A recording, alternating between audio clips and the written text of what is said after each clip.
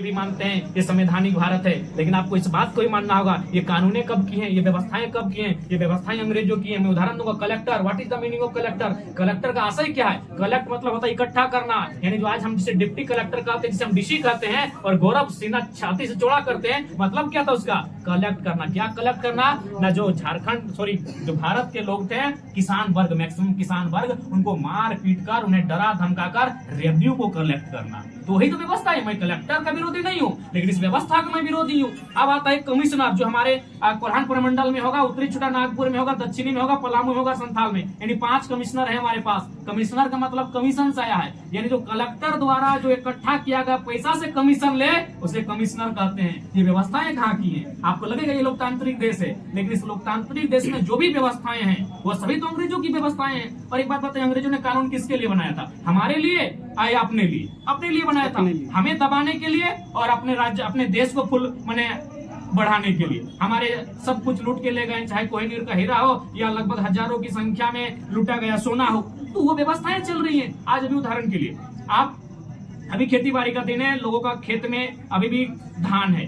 क्या अगर कोई किसान एप्लीकेशन डालता है एसपी को कि एसपी महोदय मुझे डर है कि मेरा धान बाहर पड़ा हुआ है, मेरी जो फसल है वो बाहर पड़ी है, आप 20 को पुलिस की संख्या दे, मेरे धान के खेतों की रखवाली करेंगे, क्या ये पॉसिबल है? करेंगे?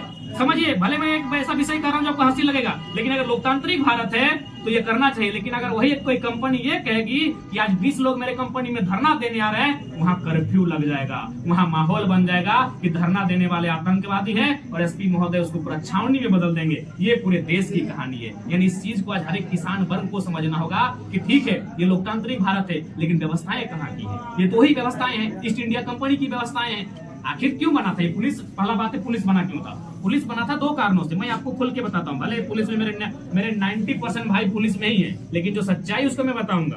पुलिस इसलिए बना था कि आपको 2 चीजों को सुरक्षा करना है, जो अंग्रेज के अधिकारी होंगे उनको सुरक्षा देना है, और जो ईस्ट इंडिया कंपनी होगी उसको सुरक्षा देना है। तीसरा कोई चीज नहीं था, तीसरा कोई कारण नहीं था। आज भी देख लीजिए, आप किसी कंपनी में जाइए धरना देने, किसी कंपनी में बंदी कीजिए, आप एसपी महोदय निगरानी करने के लिए हजारों पुलिस की संख्या में पहुंच जाएंगे। अगर डर होगा, अगर किसी आम आदमी का डर होगा, वहां प्रशासन लेट से पहुंचती है। अगर किसी पदाधिकारी को, चाहे जीएम रहे या फिर कोई हाई रैंक का उच्च अधिकारी रहे, पुलिस उसकी सुरक्षा में पहुंच जाती है। क्योंकि पुलिस जो इंडियन पुलिस एक्ट जो बना ही था 1861 में, इसीलिए बना था कि 2 चीजों को बचाना है। किसको बचाना है? ईस्ट इंडिया कंपनी को, और जो हमारे गवर्नर हैं, जो वायसराय हैं, जो कमिश्नर हैं, जो कलेक्टर हैं, उनको बचाना है। तो वही चीजें आज भी हो रही है, आज भी वही चीजें हो रही है। पुलिस तीसरे नंबर पर जनता की बचाव करती है। आज भी प्राथमिकता 2 ही लोग हैं। उच्च अधिकारियों को अगर आप घेरिए, तुरंत पुलिस पहुंच जाएगी, आप पे लाठीचार्ज करेगी, आप पे गोली चार्ज कर देगी। और आप ईस्ट इंडिया कंपनी यानी कि टाटा कंपनी पहुंच जाइए, अडानी की कंपनी पहुंच जाइए, पुलिस आज भी फायरिंग कर देगी। यानी वो व्यवस्थाएं आज भी है। इसीलिए वास्तव में अगर देश को चाहते हैं उन्नत करना, भले मैं नन्हा सा बालक हूं, लेकिन मेरी विचारधारा को आप काट नहीं कर सकते हैं। इसलिए आज भारत के संविधान में एक संशोधन होना चाहिए, किसानों के लिए वो पूरा भाग होना चाहिए। अभी 22 भाग हमारा मूल रूप से है, कुल 25 है, 1 भाग किसान के लिए होना चाहिए। अपने आप सभी संविधान के ज्ञाता हैं, चूंकि आप लोग न्यूज वाले हैं, और मैं न्यूज वालों को हमेशा एकेडमिक मानता हूं। एक भी आर्टिकल है जहाँ किसान का पूर्ण जिक्र है? कहीं नहीं है। आर्टिकल 48 में जिक्र है, लेकिन सिर्फ कृषि का जिक्र है। उसके बाद कुछ राज्य की अनुसूचियों में जिक्र है, पंचायती व्यवस्था में जिक्र है, लेकिन व्यवसाय का जिक्र मिलेगा आपको, लोक सेवा आयोग का जिक्र मिलेगा। राष्ट्रपति के लिए 9 आर्टिकल है। अरे भाई कितना इंपॉर्टेंट है राष्ट्रपति? भाई राष्ट्रपति कितना इंपॉर्टेंट है? 9 आर्टिकल में जिक्र है राष्ट्रपति का, लेकिन किसान का 1 आर्टिकल नहीं जो भारत के संविधान में जिक्र है। इसीलिए आज मनमाने ढंग से पूंजीपतियों को नदी के किनारे तो सारा जमीन पसंद आता है, क्योंकि वहाँ क्या करना है कि पानी एक तरफ से लेना है और प्रदूषण फिर नदी में छोड़ना है। इस चीज को कोई समझता ही नहीं है, ना कोई आवाज उठाना चाहता है। क्यों उठाएगा भाई? सबका रोजी रोटी चलता है। अभी माननीय मुख्यमंत्री की बात करते हैं, मैं सम्मान करता हूँ, एक आंदोलनकारी के पुत्र है, बिल्कुल विनोद बाबू के सबसे फेवरेट गुरुजी के पुत्र हैं, शिवभूषण के पुत्र हैं। लेकिन ये भी सच्चाई है, जब हाल ही फिलहाल उनकी एक दूर के रिश्तेदार की बहन का विवाह था, टाटा ने 80 लाख रुपए से लाइटिंग का खर्चा दिया था। बताइए माननीय मुख्यमंत्री टाटा को कैसे आंख दिखाएंगे? कैसे आंख दिखाएंगे? लॉजिकली बताइए। अगर 1000 आदिवासी परिवार अगर बर्बाद भी हो जाएगा टाटा की किसी योजना से, तो माननीय मुख्यमंत्री के इतना साहस नहीं है कि वो टाटा को फोन करके कि क्या हो रहा है, आप कंट्रोल में रहिए, आप अपनी सीमा नहीं कर पाएंगे, क्योंकि उन्होंने 80 लाख का फाइनेंस किया है। अगर आप मुझे समय देंगे तो मैं वकील के साथ मिलकर मैं सारा डाटा बता दूंगा, किस दिन फाइनेंस किया है, विवाह में मैंने क्या क्या चीज उनकी तरफ से दिया गया था। ये सारी चीजें जग जाहिर है, ये छुपाने की चीजें नहीं है। तो मेरे कहने का मतलब है, चाहे राज्य की बात हो या देश की बात हो, अगर चाहते हैं कि किसान बचा रहे, अगर चाहते हैं आदिवासी बचा रहे, तो उसके लिए नेतृत्व ऐसा होना चाहिए जो टाटा के चंदे से ना जाए। जनता के चंदे से चुनकर जाए चलेगा, अगर वो टाटा के चंदे से जाएगा तो जबान नहीं खोल पाएगा। अभी हम लोग कुछ दिन पहले जो मीडिया बंधु हैं, नाम क्या, सोशल संवाद, हाँ, उनसे भी बैठे तो उन्होंने कहा कि आप तो बड़े हिम्मत वाले हैं कि अब टाटा पे भी मैंने कटाक्ष कर देते हैं, सांसद लोग का मुंह बंद हो जाता है। तो ये चीजें समझना होगा। आज अगर देश इन चीजों को नहीं समझता या राज्य नहीं समझता है तो हम भी जिंदा होंगे, आप भी जिंदा होंगे। 20 साल बाद स्थिति देखिएगा क्या होगा। झारखंड एक खंडर के रूप में परिवर्तन हो जाएगा। खूंटी में सोना मिलिए गया है, गुमला में हीरा का चांस मिलिए गया, धनबाद बोकारो तो छोड़ दीजिए, जाइएगा तो कोशिश कीजिएगा ऊपरे ऊपर एरोप्लेन लेके जाइएगा, जमीन में जगह भी नहीं धनबाद बोकारो बचेगा, इतना कोयला का खदान बन चुका है। किसके लिए भाई? क्या उन्नति किया देश ने? कितनी समानता आई, कितनी आर्थिक समानता आई, कितनी सामाजिक समानता आई? वो पैसा कहाँ गया जरा बताइए।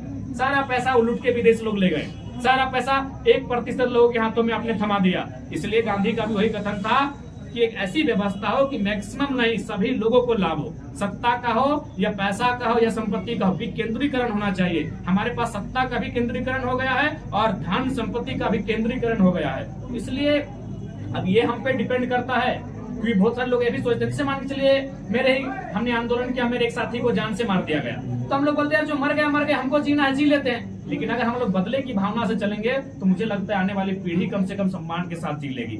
यानी या तो हमारे नसीब में बेशर्मी होगी या तो बलिदान होगा, दो चीज होगा। बेशर्मी इसलिए होगी कि अगर हम लोग आज नहीं लड़ पाते हैं तो हमारी आने वाली पीढ़ी हमें बेशर्म कहेगी, और अगर हम लोग लड़ लेते हैं तो हो सके 2-4 जाने जाएंगी, हमें बलिदानी कहा जाएगा। तो दो ही ऑप्शन हमारे पास बचा है। तो हम लोग चूंकि पढ़े लिखे लोग हैं, इसीलिए हम लोग चाहते हैं एक बार अपनी आवाज को दिल्ली में उठाएं, एक बार अपनी आवाज को पूरे राज्य में उठाएं। उसके लिए हम लोग सदन में जाएं और सदन में जाने की इसलिए तैयारी कर रहे हैं। बाकी जो गंभीर समस्याएं हैं, मैंने जो भी बातें कही है अपने विवेक से और अपने रिसर्च से कहा है। मैं कोई ऐसा टपोरी छाप नेता हूं नहीं, मैं एक PhD का स्कॉलर हूं। मैं जो भी बातें रखता हूं तर्क से रखता हूं और रिसर्च करके रखता हूं। मैं जिस क्षेत्र में जाता हूं उस क्षेत्र का रिसर्च करता हूं, इसलिए मैंने इस भविष्य को आपके सामने रखा है। और PhD स्कॉलर का मतलब होता है दार्शनिक सोच का, यानी जो भविष्य को देखता है। मैंने झारखंड के भविष्य को आपके सामने रखा है। अब झारखंड के लोग क्या तय करेंगे ये उन पे डिपेंड करता है। इसलिए मैं कहूंगा अगर नेतृत्व भेजे, किसी को भेजे, बीजेपी से भेजे, आजसू से भेजे, JMM से भेजे, कांग्रेस से भेजे, टाटा के चंदे से जो चुनकर जा रहा है वैसे लोगों को रोकिए, वैसे लोगों को रोकिए। जो टाटा, बिरला, उषा मार्टिन, जो BCCL, CCL के चंदे से जा रहा है वैसे लोगों को रोकिए। और नहीं रोक पाते हैं तो आने वाले दिन हमारी स्थिति बहुत भयावह होने वाली है। एक सवाल जितना भी आपने बोला सभी राजनीतिक से तय हो, तो आप इस बार जो आपने इतना सारे अपने संघर्ष कर रहे हैं, तो उसी हिसाब से हम लोग देखते हैं कि राजनीतिक जो है लोकसभा चुनाव आ रहा और विधानसभा चुनाव 1 साल बाद तुरंत, आप कैसे आएंगे और तमाम झारखंड का जनता कैसे? देखिए पब्लिक एक्शन वाले भैया, ये चुनौतियां हैं हमारे लिए, क्योंकि अचानक सबसे पहली बात, अभी भी लोग एक सवाल करते हैं कि आपके पार्टी का रजिस्टर क्यों नहीं है। हो सके आप भी करें तो हम उससे पहले बता दें, हम लोगों ने पॉलिटिकली इच्छा नहीं रखा था कि हम लोग को पॉलिटिक्स में जाना है। एक छोटा सा आंदोलन था, पढ़ने वाले छात्र थे, मेरा एग्जाम पोस्टपोन हो चुका था, इसीलिए उस आंदोलन में चले गए। और 1.5 सालों तक, लगभग 1.25 सालों तक मुझे ये आभास नहीं था कि हम लोग को पॉलिटिक्स करना है। इसलिए अगर पॉलिटिक्स करना होता तो 2 साल बीत चुका है, हम लोग का पार्टी का रजिस्ट्रेशन हमारे सामने होता। यानी इस राज्यवासियों के लिए हम लोग पॉलिटिक्स में आए हैं, इस बात को समझना होगा। और जब हम लोग आए हैं, नए नए दल हैं, तो जाहिर सी बात है जो 2024 का लोकसभा आएगा उसमें जब हम लोग प्रत्याशी देंगे थोड़ी कठिनाई होगी, क्योंकि झारखंड दिल्ली नहीं है। मैं थोड़ा उदाहरण देना चाहूंगा। दिल्ली में क्या स्थिति है, लोकसभा का चुनाव आता है, 7 की 7 सीटें किसको जाती है? NDA को, यानी बीजेपी को चली जाती है। और जब विधानसभा आता है तो 70 में 67 सीटें बीजेपी के उल्टा जाती है। यानी समझिए दिल्ली नहीं है ये झारखंड। अगर ये दिल्ली होता तो कसम से बोल रहे 2024 में लोग सरकार बना देते। ये दिल्ली नहीं है। यानी दिल्ली के लोग समझिए, वो जब लोकसभा में जाते हैं तो सारी सीटें NDA के साथ, लेकिन जब विधानसभा आता है बिल्कुल NDA के उल्टा, NDA को धूल चटा देते हैं। वही दिल्ली के लोग, वही थॉट्स, वही माइंड, वही लोग। लेकिन क्या होता है, एक राज्य स्तर के लिए चुनते हैं, एक देश स्तर के लिए चुनते हैं। तो इसीलिए मेरा मानना ये थोड़ा सा दिल्ली की तुलना में हमारा झारखंड शैक्षणिक दृष्टिकोण से, सामाजिक दृष्टिकोण से थोड़ा सा उनसे मैंने बैक है, इस बात की सच्चाई है।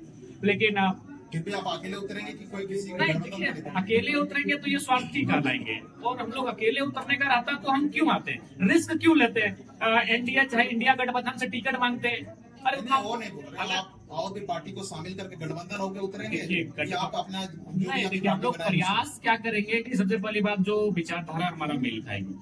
अगर मान के चले इनमें से, अगर मान के चले JMM आजसू या कोई क्षेत्रीय दल हमारे साथ सबको देता आना चाहे, मान लगे थोड़ी देर के लिए, तो सबसे पहले उनकी जो विचारधारा है, उनके आपके पास 100 एकड़ जमीन है और आप कहिएगा हम किसान कहते हैं, पूरे झारखंड में 3 एकड़ एवरेज जमीन है, तो पहले दान कीजिए तो 97 एकड़ जमीन। अगर वो ऐसा कर पाएंगे तो उनके साथ आएंगे। तो मुझे लगता है कि इस नेतृत्व में जो लोग बैठे हैं वो कहीं ना कहीं दोषी हैं। उन्हें जिस उम्मीद के साथ, अच्छा एक बात बताइए, मैं एक साधारण समझे ना, मेरी कोई पहचान थी 2 साल पहले, एक छोटा सा गांव, फुटबॉल का मैदान, मुझे खेलना पसंद था और कुछ बच्चों को पढ़ाता था, मुझे पढ़ाना पसंद था। मैं बकायदा इसलिए 2 घंटे एक हाई स्कूल में जो सरकारी था मैं फ्री पढ़ाता था। मैं वहाँ के प्रिंसिपल को बोल के मैं वहाँ निःशुल्क शिक्षा दान देता था, यानी मुझे पढ़ना और खेलना बड़ा रुचि था। यानी अगर हमारे नेतृत्वकर्ता अगर अच्छा काम किए होते हैं तो एक साधारण से लड़के को आज कोयलांचल में इतना सम्मान, इतना वैल्यू, इतना महत्व तो नहीं मिलता। तो ये कहीं ना कहीं परिस्थिति की मांग है या नियति की मांग है। इन साफ शब्दों में एक ऐसी एनर्जी है जो झारखंड के शोषण के खिलाफ हमें लेकर आई, हमें खींच कर आई है और हमें खड़ा कर दी है। इसीलिए आज जहां भी मैटर बड़ा होता है हम खड़ा होते हैं। फिलहाल के जो नए युवा है, आज युवा ही आपके साथ जुड़े हुए हैं वर्तमान में। इन युवाओं को राजनीति की इच्छा शक्ति की बहुत कमी है, मतलब राजनीति में उतना ये एक्सप्रेस नहीं है। इनको क्या आप संदेश देंगे? देखिए, चूंकि स्वाभाविक है, जो बाप बनते हैं वो कभी बच्चे होते हैं, इसलिए हमारे जो युवा है इनमें राजनीतिक समझ थोड़ी सी बाकी लोगों की तुलना में कम है। लेकिन इसका मतलब ये नहीं कि हम लोग प्रशिक्षण के माध्यम से अनुभवी लोगों को जब हमारे साथ शामिल हो रहे हैं, और जैसे लोकसभा का चुनाव, चूंकि अभी लोकसभा की तैयारी में तो समय नहीं मिलेगा, ये लोकसभा का चुनाव के बाद हम लोग लगभग 45 दिनों का प्रशिक्षण देंगे और बाकायदा सभी जिलों में देंगे, सभी प्रखंडों तक हम लोग पहुंचकर प्रशिक्षण देंगे। और इसके साथ मुझे लगता है कि बेहतर स्थिति में हम लोग होंगे। अच्छा, यदि 2024 में आपकी सरकार बनती है, आप तो जानते हैं झारखंड की स्थिति अभी क्या है, मतलब शिक्षा के मामले में आप देख सकते हैं सरकारी स्कूलों में किस तरह की शिक्षा है और प्राइवेट स्कूलों में किस तरह शिक्षा दी जाए। और हालांकि देख सकते हैं हमारे जो हमारे निचले तबके गरीब लोग हैं वो प्राइवेट स्कूल में नहीं पढ़ पाते हैं, लेकिन सरकारी स्कूल में वो चीज पढ़ाना चाहिए, लेकिन वो सब चीज ठीक नहीं हो रहा है। क्या 2024 में देखिए, अगर हम लोग सपोज हम लोग डायरेक्ट इंडायरेक्ट किसका सरकार में आते हैं, तो पहला तो हम लोग ये चर्चा करेंगे। देखिए, कुछ कानून है कि जो MP MLA के पद पर एक होता है, वो लाभ के पद पर नहीं होंगे। अब हमारा ये भी कानून होगा कि उनके नाम पे निजी स्कूल, निजी अस्पताल भी नहीं होगा। जिस तरह से दिल्ली में अभी शिक्षा की झारखंड में मैक्सिमम जो निजी विद्यालय है वो MP MLA की है। इसीलिए हम लोग चाहेंगे कि ऐसा विधेयक बने कि जो MP MLA वो तो लाभ के पद पर नहीं होंगे, ये तो हम लोग बचपन से पढ़े हैं, लेकिन अब उनके नाम पर या उनके फैमिली के नाम पर निजी विद्यालय, निजी अस्पताल भी नहीं होगा, निजी मॉल भी नहीं होगा। तभी आप विधानसभा में आइए, आप सेवा करने के लिए आए हैं, तो इन चीजों को हम लोग लेकर आएंगे। उसके बाद राज्य सरकार के अधीन राज्य जो इतने विधायक हैं, स्पीकर है, मंत्री हैं, उनका वेतन तय करती है राज्य अनुसूची, राज्य सरकार तय करती है। उसके वेतन में कटौती की जाएगी और पेंशन को पूरी तरह निरस्त किया जाएगा। ऐसे भी 5 साल विधायक रहे, कोई तीर नहीं मार के आए हैं, आपको पेंशन की कोई जरूरत नहीं। हम लोग बहुत ही ऐसे चीजों को जनता के सामने रखेंगे जो बहुत बेहतर तरीके से राज्य के लिए हितार्थ में काम आएंगे। बहुत बहुत धन्यवाद आपका।